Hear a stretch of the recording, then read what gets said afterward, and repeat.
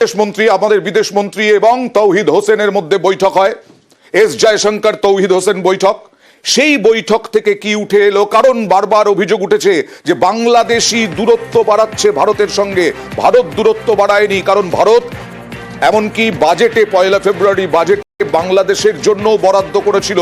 কথা বলবো মৈত্রীর সঙ্গে। আবার মৈত্রী, দেখো, বিমস্টেকের সাইডলাইনে মাঝখানে যে বিমস্টেকের বৈঠক হচ্ছে তার সাইডলাইনে বাংলাদেশের সঙ্গে বাংলাদেশের পররাষ্ট্র উপদেষ্টার সঙ্গে বৈঠক করেন আমাদের বিদেশমন্ত্রী এস জয়শঙ্কর, এবং সেখানে এখন দুপক্ষের সাম্প্রতিক সম্পর্কের বিষয় নিয়ে যেমন আলোচনা হয়েছে, একই সঙ্গে আমরা যেটা সূত্র মারফত জানতে পারছি বাংলাদেশের তরফ থেকে সার্ক বৈঠক যাতে শুরু করা হয়, সার্ক মিটিং এ ভারত যাতে পার্টিসিপেট করতে শুরু করে সেই বিষয়ের সম্পর্কেও অনুরোধ জানানো হয়েছে। তবে ভারতের তরফ থেকে এই বিষয়ে কোনো কনফার্মেশন জানানো হয়নি।